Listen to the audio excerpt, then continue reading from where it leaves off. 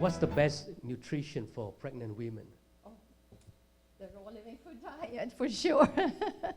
Yeah, and so that I am a testament for. And, you know, 9 amazing months of pregnancy, working every day and exercise and, you know, not having any limitations and giving birth. My babies fly out of me. And so, you know, absolutely. One time I tried to eat cooked food and I got acid reflux. I was like, heck with that, because that's very painful. And as soon as I got back to raw food, I was fine. And, you know, being pregnant, you don't eat for 2, but you eat very well. And in our form, we do juice. So we have like 16 ounces twice a day of amazing amount of nourishment. We put our sunflower, pea sprouts, our celery, cucumber, parsley, kale, cabbage, whatever you want to add onto that. And then we have big salads. And so we drink plenty of water. And, you know, it's absolutely the best diet. And a lot of pregnant women have come through our program. And Tell about the fertility. And the fertility. Oh, so many couples have come who's tried everything to get pregnant, even the hormones and the infertility programs. And many have got pregnant after a visit. We just had one. She said 3 months after we came to the Institute and went through the program, I got pregnant. So we call them Hippocrates babies. So there's a lot of Hippocrates babies out there. And one lady came in her 8th month, and she told us that she wanted to stay for a month. And I'm like, well, I'm not going to deliver.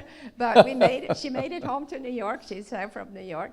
And we've had them come and stay and deliver babies. Yeah, there, we've had. Well, we didn't deliver. We had midwives. Not me.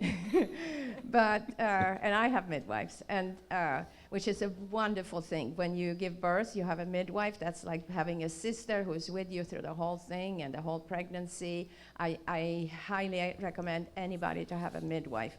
Even if you give birth in the hospital, of course, home birth is the ideal. But if you have some medical problem during pregnancy, you bring your midwife with you, and she will take care of you.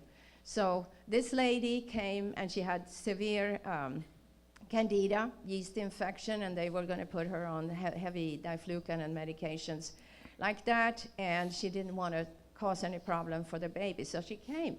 And, of course, she was fruit-free, and she did the program. She had an amazing time, amazing delivery, made it back home to New York.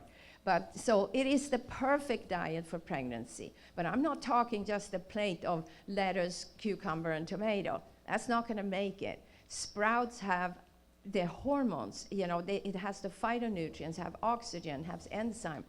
It's the best the baby ever could get. So you're giving an amazing time for the 9 months that the baby is in the womb. And, you know, at that time, your brain barrier, by the way, is open until you're about mid-20s. But it's really open in those days. So anything the mother eats gets right in through the brain barrier. So if I'm smoking, of course, that goes right into the brain barrier, like my mother did. Because my mother, now you're talking in the 50s, women were told that it was perfectly fine to smoke when you were pregnant. Well, we know better now, but still I see a lot of women smoke when they're pregnant. And I mean, that's horrendous because it goes straight in. We have children now that are totally addicted to opioids so much that they have to put on methadone the first 3 months of their life because it's horrendous what they have to go through to detoxify the drugs that the mother took. So everything that we do matters. And imagine the gift you give when you're giving this kind of food, this kind of nourishment. I mean, it's amazing. So every mother that has gone through it this way will be a testament to that. So, you know, you can throw away a lot of ideas of what we've had in pregnancy in the past. And I hope that we have a whole generation that will listen to this and take advice from this. And fruit is okay. Fruit is okay. Of course, prenatal supplements. Whole food. Every woman should take prenatal and maybe some more extra plant iron to add, and B12, usually of course. B12, of course, and all the Bs are very important, folic acid. So, but these are things you also start before you get pregnant so that you have a good base. So, so it's absolutely the best. And I just, I'm curious because you're a physician in Australia, and I know in Chinese medicine that there is a different thinking about raw and cooked food and yin and yang and all of that. And so I'm just curious when you heard that pregnant women shouldn't consume raw foods, if that came from Chinese medicine or where that came from. In fact, that came from Western medicine.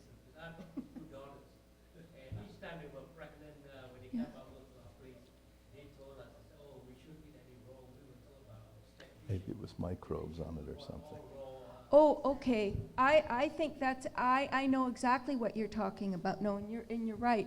What they're talking about is that they do tell pregnant women they shouldn't eat sprouts. And the reason for that is that sprouts, when you think about the way that sprouts grow, they grow in a very moist, warm environment. And so that's the environment that would breed bacteria. And so one of the foods that has the highest risk of contamination, and you do not want to get food poisoning when you're pregnant, is sprouts. And so when you're buying sprouts from a store or from a person that, your seeds need to be clean when you're sprouting. And of course, you know a lot more about sprouting than I do, but you certainly, there is ways of ensuring your sprouts are not contaminated. And so it's more about when you're purchasing from a grocery store, there's that risk, because some of the worst outbreaks of food poisoning have been, really blamed on or caused by sprouts that were improperly sprouted or were not clean sprouts. And so that's what we're talking about. So I think the doctor wasn't talking about all raw foods. They were specifically talking about sprouts. And then the other question about nutrition in pregnancy, and of course I come from a little bit more of a, I don't know if you call it a conservative or mainstream tradition with nutrition in pregnancy. But I think it can be done in a variety of ways, depending on what a person feels comfortable with. But from a perspective of plant-based nutrition, there are a number of nutrients, and Anna Marie, alluded to a lot of these that we need to be especially cautious about. So during pregnancy, you want to make sure that you're meeting your needs for all nutrients, and the ones that you need to pay special attention to, especially if you're going more towards a raw diet, is there's a source of course, B12, as you mentioned, vitamin D, iodine, iron, zinc. Iodine is extremely important.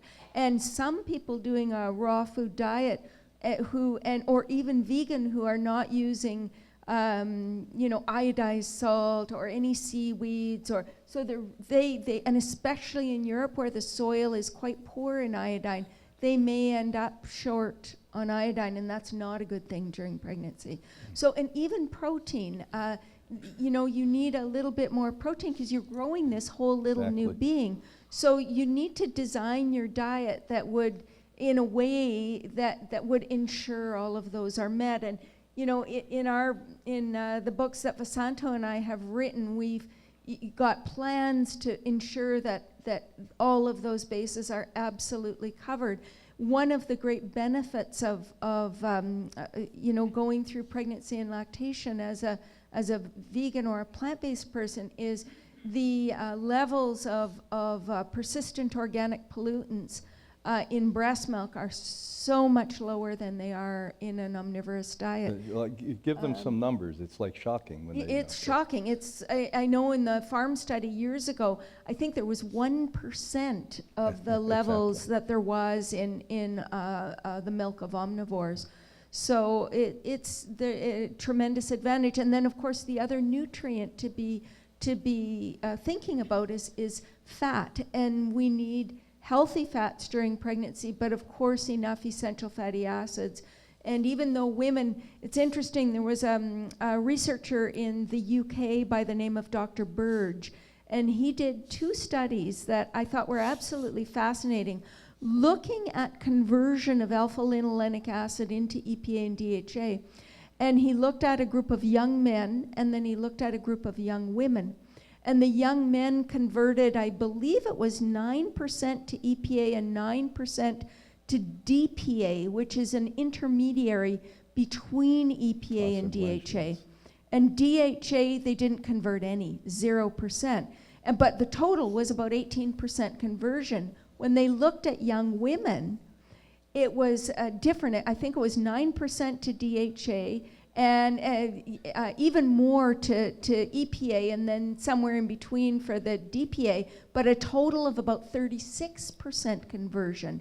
And the thinking was that young women have to be prepared for the possibility of having to grow a new little brain. And so their bodies need to be converting more readily than other people in the lives, including men. Yeah. And the one thing about the DHA that I wonder is if in men, when they're testing blood, for example, you don't want a ton of DHA floating around your blood. It's a highly unstable fat, so that it gets sucked into the tissues very, very rapidly, and that you only convert when you need the DHA.